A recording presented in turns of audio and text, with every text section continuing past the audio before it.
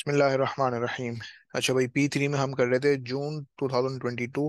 अब देखते हैं क्वेश्चन नंबर 7 ऑनवर्ड्स। सवाल कह रहा है, पार्ट ए कहता है show that the equation 2 sin theta multiply by 3 cot square 2 theta minus 7 is equal to 13 sec theta.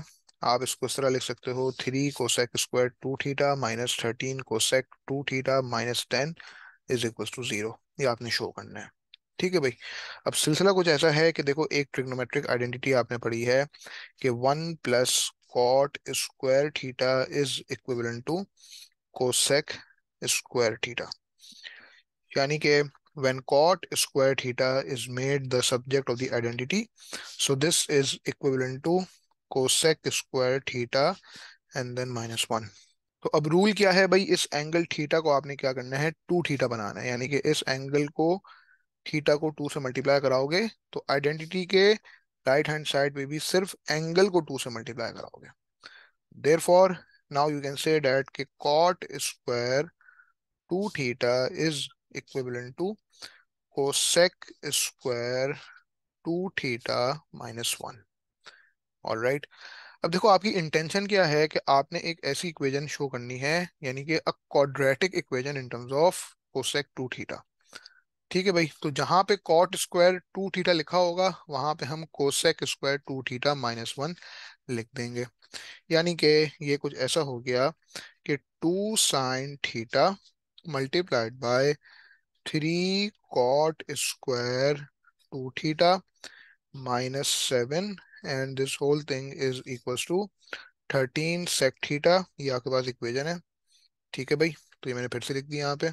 और अब मैं क्या करूंगा, कॉट स्क्वायर 2 थीटा की जगह मैं कोसेक स्क्वायर 2 थीटा माइनस 1 लिख दूंगा।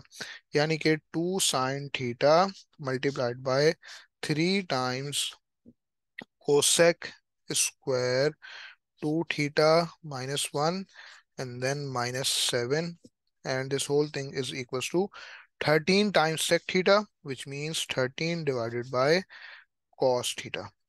So far you have achieved this thing. So therefore now you can say that 2 sin theta multiplied by 3 cosec square 2 theta minus 3 minus 7, and this whole thing is equals to 13 divided by cos theta. Now you can say that when 3 cosec square 2 theta minus 10 is made the subject of the equation, so this is equals to 13 divided by 2 sin theta times cos theta। ठीक है भाई। अब 2 sin theta multiply bye cos theta की जगह आप लिख सकते हैं sin 2 थीटा। यानी कि 3 cosec square 2 theta minus 10, this is equals to 13 divided by sin 2 theta. अब 13 डिवाइडेड बाय sin 2 थीटा का मतलब क्या है कि 13 cosec 2 theta. Therefore 3 cosec square 2 theta minus 10, this is equals to 13 multiplied by cosec 2 theta, and therefore now in the next step you will achieve the equation which is need to be shown। यानी कि you will get a quadratic equation in terms of cosec 2 theta। So therefore 3 cosec square 2 theta minus 13 cosec 2 theta and then minus 10, and this whole thing is equals to 0। ये आपका part A हो गया। It is for 4 marks. ठीक है भाई।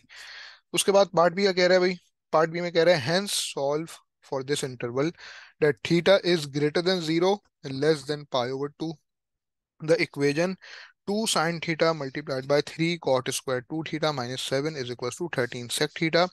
Giving your answers correct to 3 significant figures.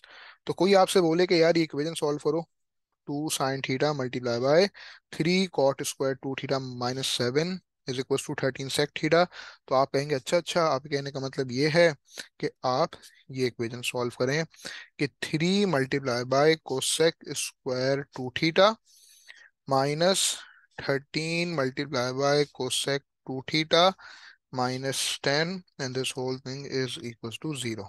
तो अब एक तो ये कि या तो आपको यहाँ पे सब्स्टिट्यूशन ले लो, let's say x is equal to cosec two theta, और फिर आप इस इक्वेशन को सॉल्व करो। पहले x की वैल्यूज निकालो, जो x की वैल्यूज आ जाए उनको कोसेक टू थीटा के इक्वल करके फिर ये इक्वेशन सॉल्व कर लो। वरना आप डायरेक्टली भी यहाँ पे बगैर कोई सब्स्टिट्यूशन लिए इस स्टेप में आप ये काम कर सकते हो। अब अगर मैं यहाँ पे फैक्टराइजेशन करने जाऊँ तो 3 टाइम्स 10 यानी कि 30, और 30 को लिखने का एक तरीका आपके पास 15 × 2 है। सब्ट्रैक्शन करके यू नीड टू गेट -13, यानी कि 3 × cosec square two theta plus 2 cosec two theta minus 15 times cosec two theta then -10, and this whole thing is equals to 0. So taking cosec 2 theta as common, multiplied by 3 cosec 2 theta plus 2, taking -5 as common, multiplied by 3 cosec 2 theta plus 2, and this whole thing is equal to 0. Therefore, the fully factorized form is that 3 cosec 2 theta plus 2 multiplied by cosec 2 theta minus 5, and this whole thing is equal to 0. Therefore, cosec 2 theta की आपके पास दो possible values आती हैं।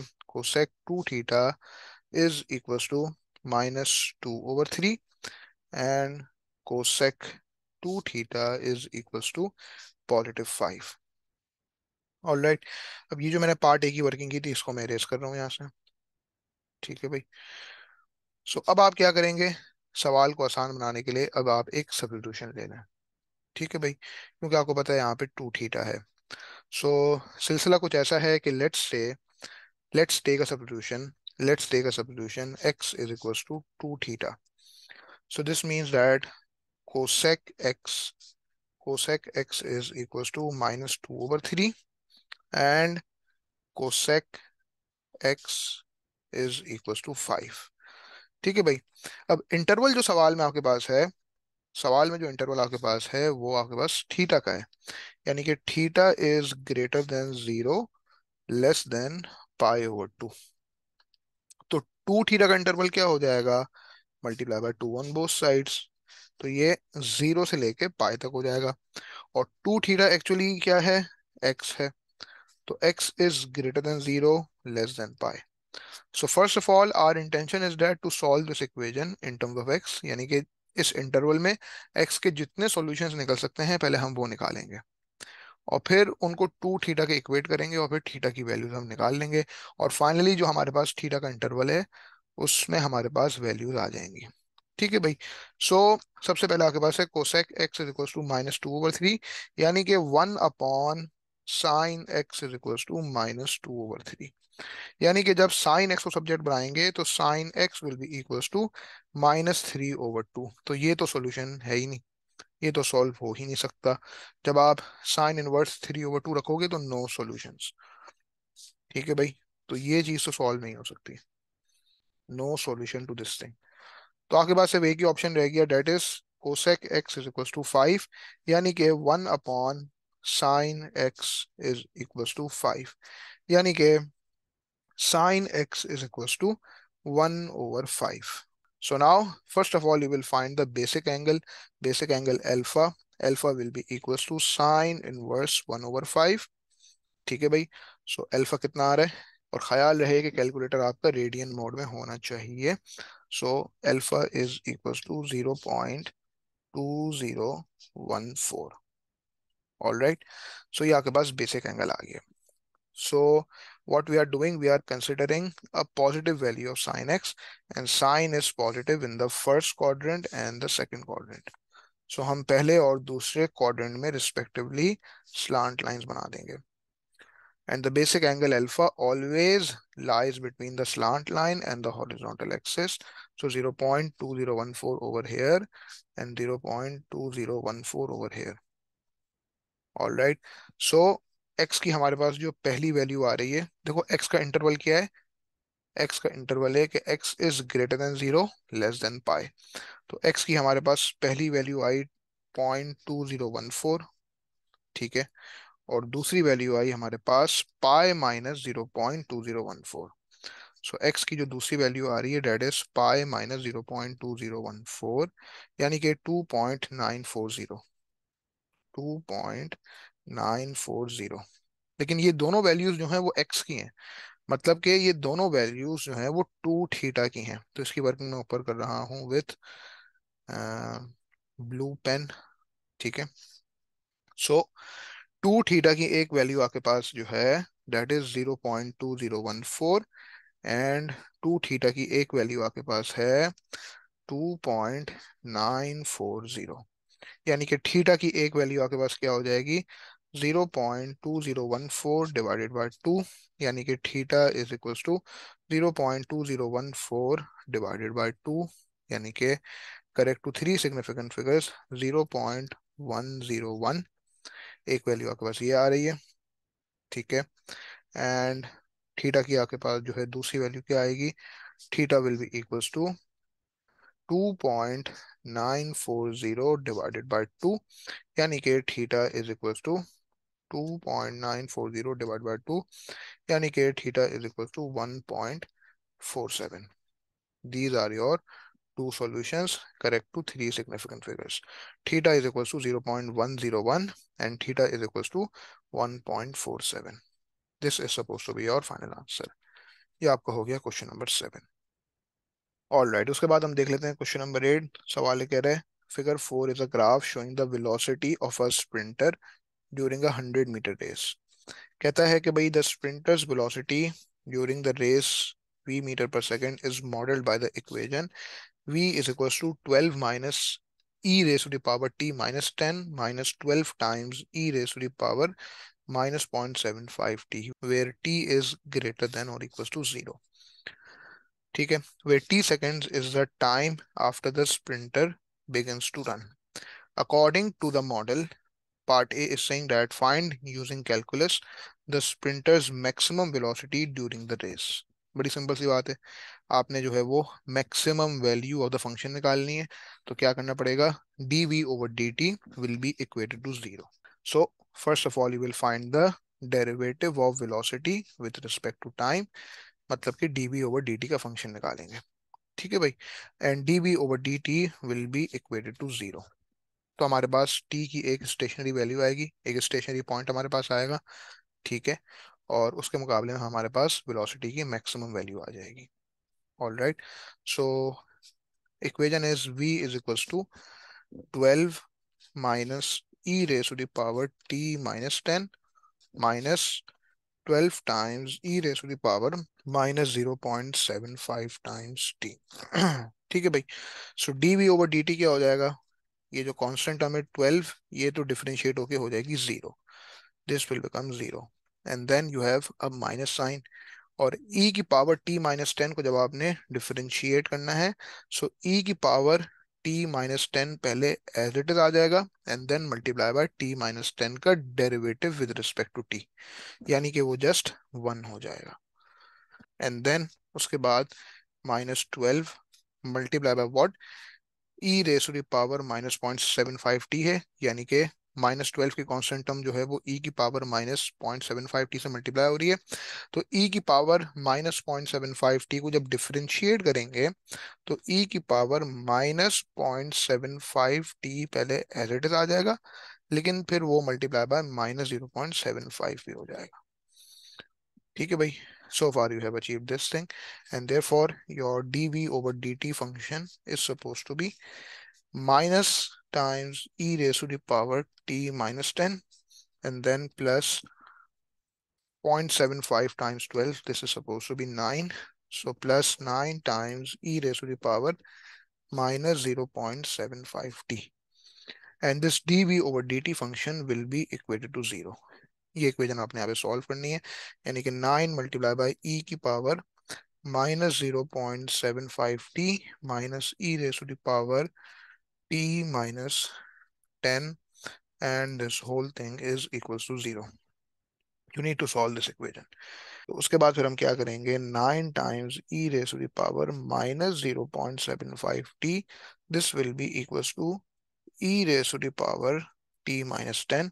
Therefore, we can say that 9 is equals to e raised to the power t minus 10 divided by e raised to the power minus 0.75t. यानी कि अब मैं क्या करूंगा, इंडाइसिस का लॉ अप्लाई कर दूंगा, यानी कि 9 is equals to E raise to the power T minus 10 minus माइनस 0.75t according to the laws of indices. यानी कि 9 is equals to E raise to the power T minus 10 plus 0.75 times T. So this is suppose to be 9 is equals to e raised to the power 1.75t and then minus 10। आगे आपको पता है क्या करना है, you need to introduce log on both sides. So introducing log on both sides, ln 9 will be equals to ln e raised to the power 1.75t minus 10।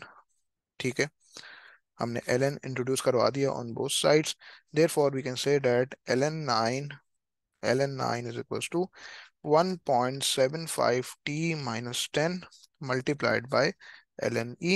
ये हमने step perform किया according to the power law of logarithms, and ln e is itself equals to 1, therefore now you can say that 1.75t minus 10 is equals to ln 9।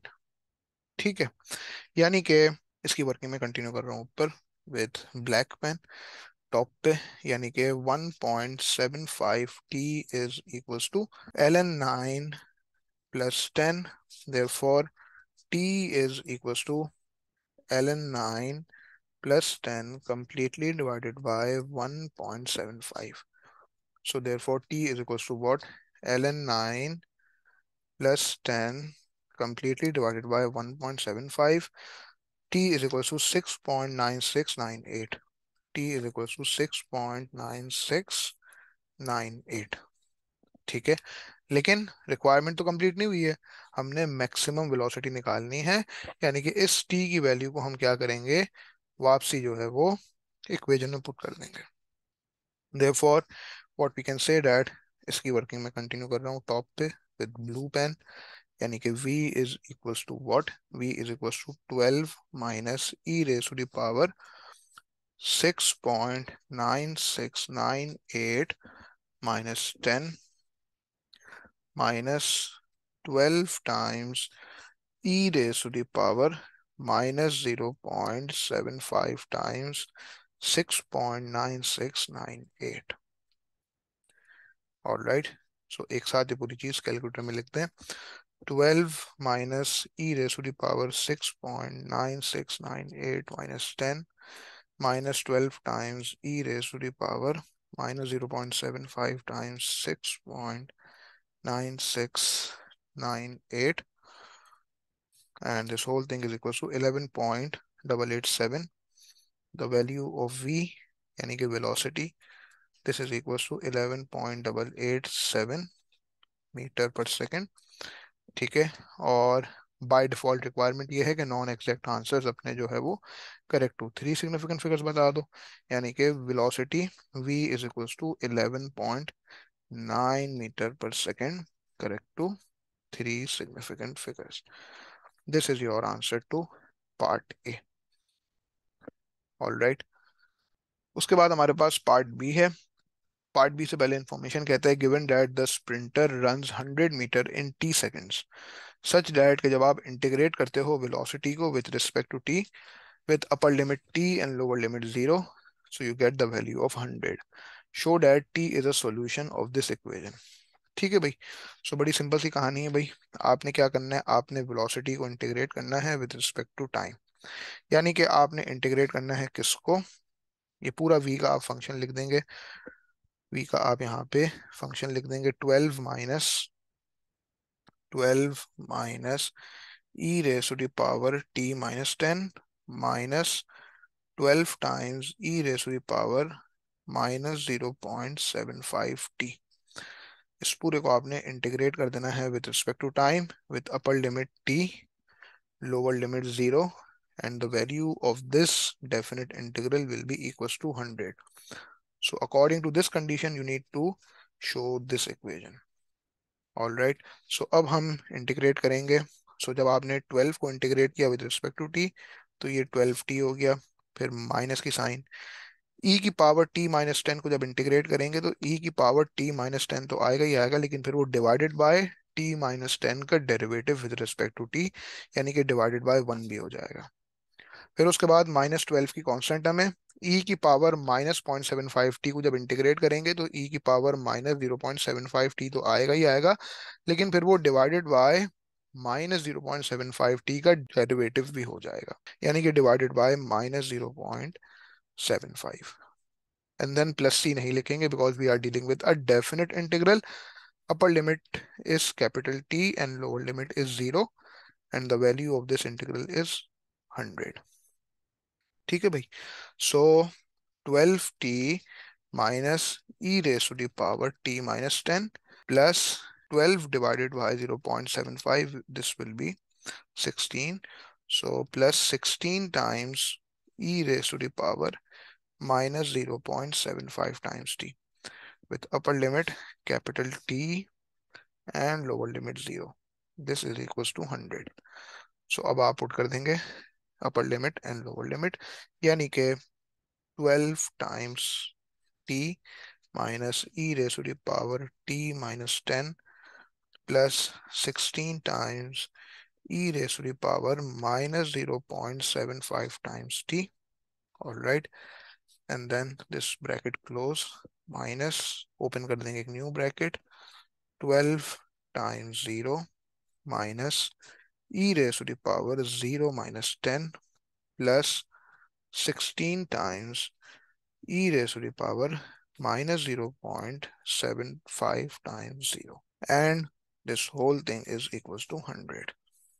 All right, so far you have achieved this thing. So now what you can do over here is that 12t minus e की power t minus 10 plus 16 times e raised to the power minus 0.75 times t, and then you have minus 12 times 0, so which is supposed to be 0, and then plus e raised to the power minus 10, and then minus 16 times e raised to the power 0, and this whole thing is equals to 100. अब since आपको दिख रहा है कि भाई जो form आपको यहाँ पे रिक्वायर्ड है, इसमें आपके पास t is equal to 1/12 is completely multiplied by 116 minus 16 times e की power minus 0.75t plus e की power t minus 10 minus e की पावर माइनस 10। इसका मतलब क्या है? इसका डेफिनेटली मतलब ये है कि भाई आपने जो है पहले क्या करना होगा, 12t को सब्जेक्ट बनाना होगा। First of all you need to make 12t the subject of the equation. ठीक है ना भाई? सो ये कुछ ऐसा हो गया कि 12t minus e raise to the power t minus 10 plus 16 times E raise to the power minus 0.75t plus e की पावर माइनस 10, और ये e की पावर 0 इज इक्वल टू 1, यानी कि ये जस्ट हो जाएगा -16। So this is equal to 100 plus 16 which will be 116। So मैं क्या करूंगा, पहले 12t को सब्जेक्ट बनाऊंगा। So 12t will be equals to, मैं एक एक करके मैं टर्म्स उसी तरह लिखने जा रहा हूँ। ठीक है ना भाई, जिस तरह मांगी गई है सवाल में। सो पहले मैंने लिखा 116, एंड देन उसके बाद अब ये जो 16 e की पावर -0.75t है, ये दूसरी तरफ आके -16 टाइम्स e की पावर -0.75t बन गया। ठीक है, और फिर उसके बाद जो है वो माइनस टाइम्स e की पावर t माइनस 10 जो है वो पॉजिटिव e की पावर t माइनस 10 बन गया। ठीक है, एंड देन उसके बाद जो है e की पावर माइनस 10 जो है वो माइनस e की पावर माइनस 10 बन गई।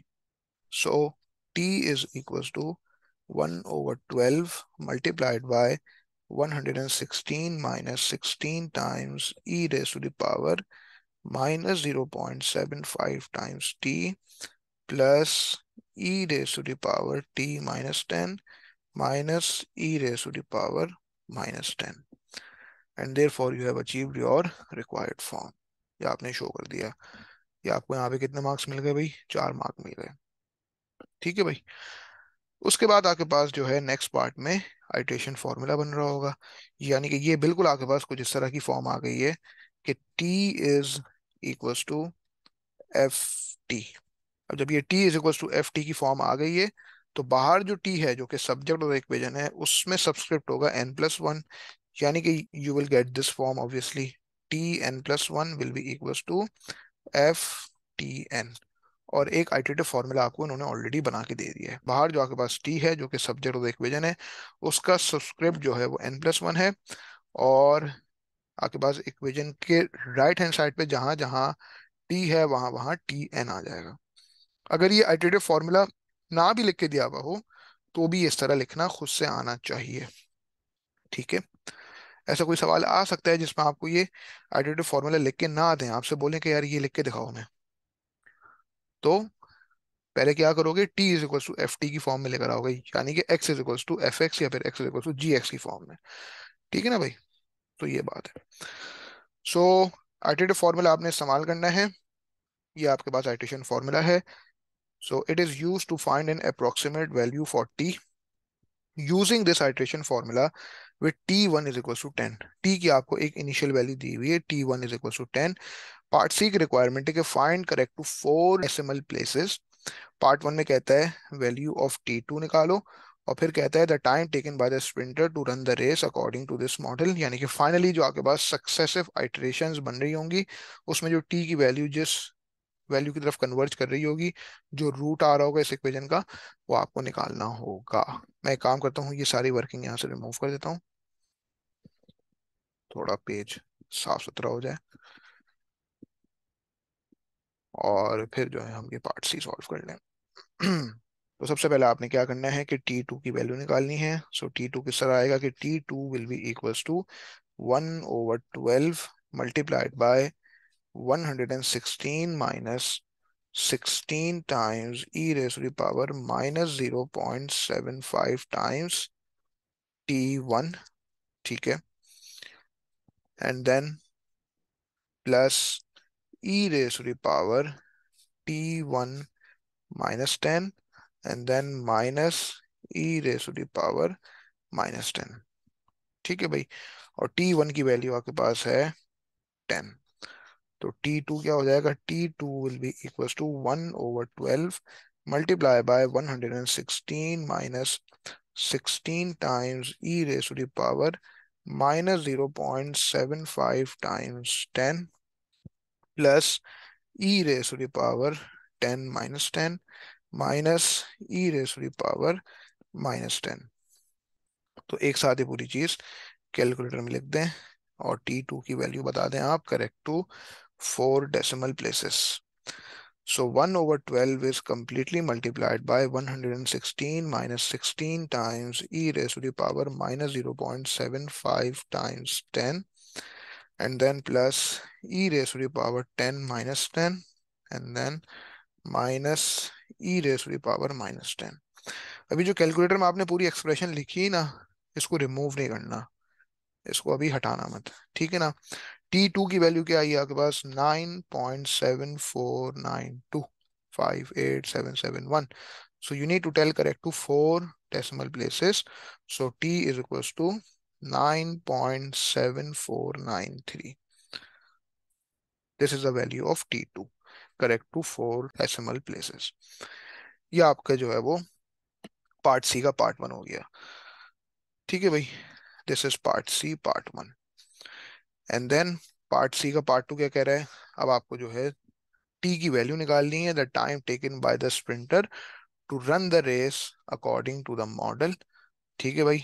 सो हमने वो टी की वैल्यू निकालनी है। इसका मतलब ये है कि हम टी की वैल्यू यहाँ पे इस आइटरेटिव फॉर्मूला के जरिए निकालेंगे, यानी कि हमारे पास एक आइटरेटिव सीक्वेंस बन जाएगा।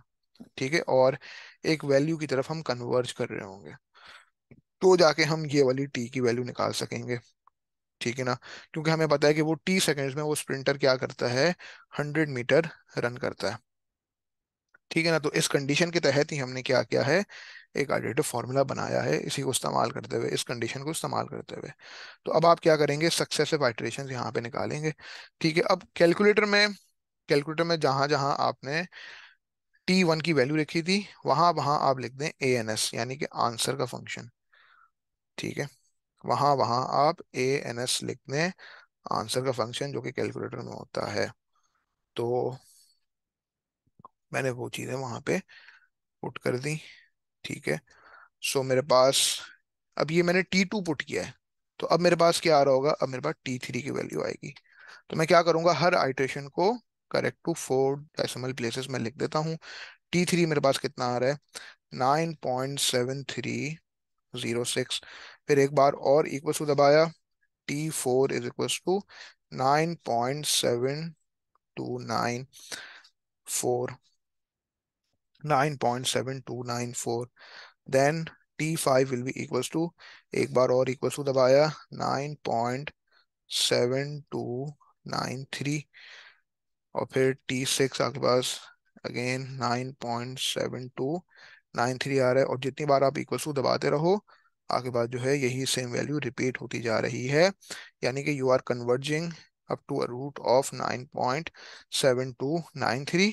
और देयर फॉर आपने टी की वैल्यू बतानी है correct to 4 decimal places. Therefore T is equal to 9.7293। This is suppose to be your final answer. This is correct to 4 decimal places. सवाल की देखो एक्यूरेसी का ख्याल रखना, रिक्वायरमेंट में जो है, जो इंस्ट्रक्शंस लिखी हों उनको स्ट्रिक्टली फॉलो करना है, वरना फिर एक्यूरेसी मार्क नहीं मिलेगा। ठीक है भाई। So t is equals to 9.7293 seconds। All right, this is your question number 8। उसके बाद हम देख लेते हैं क्वेश्चन नंबर 9। सवाल है, कह रहे हैं भाई figure 5 shows a curve with equation y is equals to 1 plus 2 cos x divided by 1 plus sin x, where x is greater than minus pi over 2 less than 3 pi over 2। और कहता है the point m shown in figure 5 is the minimum point on the curve। ठीक है भाई, ये आपका point m है। तो हमें ये शो करना है पार्ट ए में के show that the x coordinate of m is a solution of this equation 2 sin x plus cos x is equal to -2। ठीक है भाई। सो ये x कोऑर्डिनेट ऑफ m किस तरह आएगा, जब आप dy ओवर dx निकालोगे and this will be equated to 0। So यहाँ पे हम dy ओवर dx निकालेंगे, और अभी आपको दिख रहा है कि इक्वेशन ऑफ द कर्व जो है वो y is equal to u over v की फॉर्म में है। यानी कि कोशेंट रूल इस्तेमाल करते हुए dy ओवर dx निकाल लोगे। यानी कि u is equal to what, u is equal to 1 plus 2 cos x. So therefore u dash is equal to 2 multiply by minus sine x. ठीक है ना, क्योंकि कॉस को जब डिफरेंशिएट करते हैं तो माइनस साइन एक्स आता है। तो u dash is equal to -2 sine x. And v is equal to 1 plus sine x. So v dash क्या हो जाएगा, v dash will be equal to cos x। So when y is equals to u over v, so dy over dx is equals to vu dash minus uv dash and then divided by v square। ठीक है भाई, तो ये simple सी कहानी है। तो v times u dash यानी कि 1 plus sine x multiplied by -2 sine x and then minus, और फिर उसके बाद u टाइम्स v डैश यानी कि 1 plus 2 cos x multiplied by cos x. ठीक है भाई। सो फार आपके पास ये आया and then completely divided by 1 plus sine x का whole square, and this whole thing will be equated to 0, because dy over dx को हम इक्वेट करेंगे विद 0, क्योंकि पॉइंट m हमें पता है कि एक स्टेशनरी पॉइंट है। ठीक है भाई। सो पहले आपने क्या किया, 1 मल्टीप्लाई बाय -2 साइन एक्स, तो ये -2 साइन एक्स हो गया।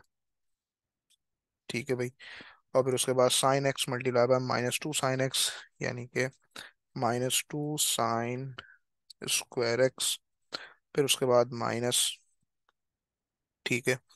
और फिर उसके बाद 1 मल्टीप्लाई बाय कॉस एक्स, तो पहले कॉस एक्स लिख दिया, and then 2 cos x multiply by cos x, यानी कि 2 कॉस स्क्वायर एक्स।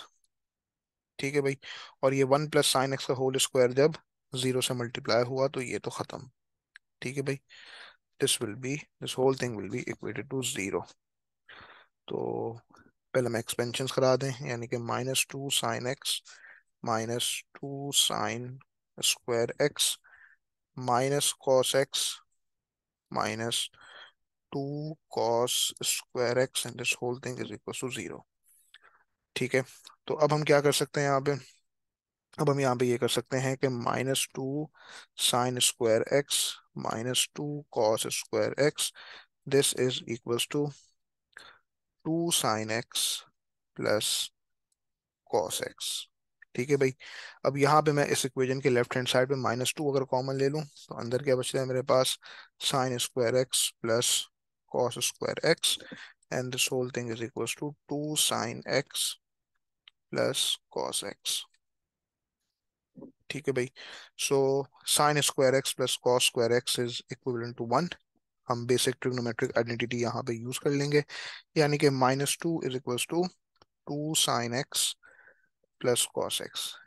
यानी कि जो पार्ट ए की आपकी रिक्वायरमेंट थी वो कंप्लीट हुई, कि एक्स कोऑर्डिनेट ऑफ एम जो है वो इस इक्वेशन के जरिए आएगा 2 sin x plus cos x is equals to -2। ठीक है भाई, ये आपका पार्ट ए हो गया फॉर 4 मार्क्स। देन उसके बाद पार्ट बी क्या कह रहा है भाई, पार्ट बी कह रहा है कि hence find correct to 3 significant figures the x coordinate of M. तो अब ये आपके पास फॉर्म आ गई है a sin x plus b cos x वाली, यानी कि इसको आप एक्सप्रेस कर देंगे into its respective harmonic identity. तो अब मैं यहाँ पे पार्ट ए की वर्किंग जरा रिमूव कर दूं और हम पार्ट बी सॉल्व कर लें just. So 2 sin x plus cos x is equals to -2। इस इक्वेशन को आपने सॉल्व करना है, यानी कि ये जो फॉर्म है आपके पास a sin x plus b cos x वाली, इसको आप इसकी रिस्पेक्टिव आइडेंटिटी में जो है वो आप एक्सप्रेस कर दोगे। ठीक है भाई, आपको मैंने ऑल 4 फॉर्म्स यहाँ पे, मतलब ये जब हमने कॉन्सेप्ट कवर किया था तो चारों फॉर्म्स में एक्सप्रेस करना मैंने सिखाया था। ठीक है, तो अब अगर हम यहाँ पे चीज़ों को काफ़ी सिंपल रखें तो आप इसको देखो कि पहली टर्म आपके पास साइन है, तो आप साइन की फॉर्म में एक्सप्रेस करो, वरना आप इसको इस तरह भी लिख के, यानी कि cos x plus 2 sin x is equals to -2, इस तरह लिख के भी आप क्या कर सकते हो, जब आपको दिखेगा कि पहली टर्म cos है तो फिर cos की फॉर्म में आप उसको एक्सप्रेस कर सकोगे। तो अभी जिस तरह सवाल लिखा हुआ है आपके पास उसी तरह हम इसको सॉल्व कर लेते हैं। ठीक है भाई, सो ये सिंपल सी कहानी है। ठीक है ना भाई, so 2 sin x plus cos x is equals to -2। तो आपको दिख रहा है भाई पहली टर्म यहाँ पे साइन से रिलेटेड है, सो इसको हम 2 sin x plus cos x को हम एक्सप्रेस कर देंगे इस आइडेंटिटी में, कि पहले आप लिखेंगे r, और चूंकि पहली टर्म आपके पास साइन x से रिलेटेड है इसलिए आप r multiply by sign x plus alpha लिख देंगे, बिकॉज साइन वाली जो टर्म है इसके बाद प्लस की साइन है तो यहाँ पे भी प्लस की साइन आएगी। ठीक है भाई, तो सबसे पहले r² is equals to a² plus b², यानी कि r² is equals to 2² plus 1 का स्क्वायर, यानी कि r² is equals to 4 plus 1, यानी कि r is equals to √5। r की वैल्यू आपके पास √5 आ गई, और alpha will be equals to tan inverse b over a, as simple as that. यानी कि alpha will be equals to tan inverse half, और ख्याल रहे कि कैलकुलेटर आपका रेडियन मोड में होना चाहिए। tan inverse half, this is suppose to be 0.4636, 0.4636। ठीक है भाई, तो ये हमने यहाँ पे बेसिक एंगल निकाल लिया अल्फा। अब आप क्या करें, अब आपको पता है कि भाई आप जो है वो 2 sin x plus cos x को आप इस फॉर्म में लिख सकते हैं, √5 multiply by sine x plus 0.4636 की फॉर्म में। तो कोई आपसे बोले भाई इक्वेशन सॉल्व करो, जो कि आपको सॉल्व करने को दी गई है, तो आप कहोगे अच्छा अच्छा, आप ही कहने का मतलब ये है कि √5 multiply by sine x plus 0.4636, this whole thing will be equated to -2। इस इक्वेशन को सॉल्व करें हम। ठीक है भाई, तो सबसे पहले हम एक काम करेंगे, अपनी आसानी के लिए एक सब्स्टिट्यूशन ले लेंगे। Let's take a substitution, theta is equals to x plus 0.4636, और हमारा पहला इंटेंशन क्या है कि थीटा की जो वैल्यूज निकलती हैं वो हमें निकालनी पड़ेंगी। उसके लिए हमें थीटा का इंटरवल भी चाहिए होगा। अब सवाल में हमारे पास एक्स का इंटरवल है कि x is greater than -π/2 less than 3π/2। तो x प्लस 0.4636 का इंटरवल क्या हो जाएगा? You will add 0.4636 on both sides, यानी कि -π/2 प्लस 0.4636, या आपके पास हो जाएगा -1.1072, -1.1072, and it will be less than 3π/2 plus 0.4636, 5.176। ये आपके पास जो है वो थीटा का इंटरवल आ गया कि theta is greater then -1.1072 less than 5.176। ठीक है भाई। तो अब जब ये थीटा का इंटरवल आ गया है तो अब हमें क्या करना होगा? पहला हमारा मकसद ये है कि थीटा की जितने सॉल्यूशंस निकल सकते हैं इस इंटरवल में पहले हम वो निकालें। ठीक है भाई। तो ये इक्वेशन सॉल्व करने जा रहे हैं, and we have taken a substitution कि theta is equal to x plus 0.4636। इसका मतलब क्या होगा? इसकी वर्किंग मैं कर रहा हूँ टॉप लेफ्ट पे विद ब्लैक पेन। यानी कि इसका मतलब ये होगा कि √5 multiply by sine theta is equal to -2, यानी कि sine theta is equal to -2 divided by √5। So पहले हम निकालेंगे बेसिक एंगल बीटा। ठीक है, और आपको पता है कि जब आप बेसिक एंगल फाइंड करते हो so you always ignore the minus sign. ठीक है ना? यानी कि बेसिक एंगल अल्फा, या कह लो basic angle beta, basic angle beta is equal to sine inverse 2 divided by √5। So हमारा बेसिक एंगल कितना आ रहा है? साइन इनवर्स 2 डिवाइडेड बाय √5, ये आपके पास 1.1071, 1.1071 रेडियंस। ठीक है भाई। Since we are considering a negative value of sine, and since we know the fact that the sine is negative in the third quadrant and the fourth quadrant, तो हमने क्या किया? तीसरे और चौथे क्वाड्रेंट में रिस्पेक्टिवली स्लांट लाइंस बना दी। And the basic angle always lies between the slant line and the horizontal axis, so 1.1071 over here and 1.1071 over here। ठीक है भाई। सो अब इंटरवल क्या है आपके पास? इंटरवल कुछ ऐसा है, इंटरवल आपके पास कुछ ऐसा है कि -1.1072 से स्टार्ट होता है। ठीक है, और वो एंड होता है एट 5.176।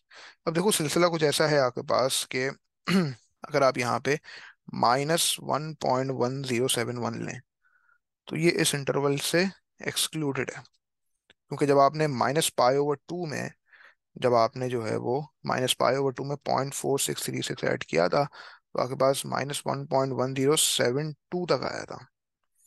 और ये जो है, ये अगर -1.1071 लिया जाए तो ये एक थोड़ी सी बड़ी वैल्यू है, तो ये तो हो जाएगा रिजेक्ट। ये तो हम नहीं लेंगे। लेंगे क्या हम फिर? लेंगे फिर हम ये वाली वैल्यू। ठीक है, यानी कि हम चलेंगे एंटी क्लॉकवाइज। तो इस क्लॉकवाइज वाली वैल्यू को हम यहाँ पे इग्नोर कर देंगे। तो थीटा की हमारे पास यहाँ पे क्या वैल्यू आ रही है? Theta is equals to, theta is equals to pi plus 1.1071, pi plus 1.1071, यानी कि थीटा इज इक्वल्स टू 4.2487, 4.2487। ये आपके पास जो है वो थीटा की वैल्यू आ रही है। अब सिलसिला ये है कि भाई क्या हम यहाँ तक आ सकते हैं एंटी क्लॉकवाइज में? क्या हम दूसरा एंगल निकाल सकते हैं? आप देखो थीटा की जो जो थीटा का इंटरवल है 5.176 तक है, 5.176 तक है। ठीक है ना भाई? सो सिलसिला कुछ ऐसा है कि जब आप 2π में से 1.1071 सब्ट्रैक्ट कर देंगे, सो ये 5.176 तक आ तो रहा है, लेकिन 5.176 यहाँ पे इंक्लूडेड नहीं है। ठीक है, तो थीटा की सिर्फ एक ही वैल्यू है, और हमें पता है कि भाई हमारे पास जो एक्स कोऑर्डिनेट निकलने जा रहा है वो एक सिंगल वैल्यू है। आप इस बात को इस एंगल से भी देख सकते हो। पहली बात तो ये कि इंटरवल में इंक्लूडेड नहीं है 5.176, जो कि हमारे पास यहाँ पे जब एंटी क्लॉकवाइज जब हम आ रहे हैं तो हमारे पास जो दूसरी वैल्यू एंटी क्लॉकवाइज में आ रही है वो 5.176 है। अव्वलन तो ये है कि 5.176 एक्सेप्टेबल नहीं है रेंज के अंदर। और दूसरी बात ये है कि भाई आपने जो एक्स की वैल्यू निकालनी है, तो इसका मतलब थीटा की जो एक वैल्यू निकलेगी उसके मुकाबले में एक्स की एक पर्टिकुलर वैल्यू यहाँ पे आएगी ना, तो वो एक सिंगल वैल्यू ही तो निकालनी है आपने। ठीक है ना भाई। So theta is equal to 4.2487। और थीटा एक्चुअली है क्या? Theta is equal to x plus 0.4636। ठीक है। So 4.2487 is equal to x plus 0.4636। Therefore, x is equals to 4.2487 minus 0.4636. So therefore, x is equals to 4.2487 minus 0.4636. This is supposed to be 3.7851। यानी कि correct to three significant figures, हमें answer जो है अपना correct to three significant figure देना है। ठीक है। So x is equal to 3.79। x is equal to 3.79। This is suppose to be your final answer. ठीक है भाई, ये आपका हो गया क्वेश्चन नंबर 9।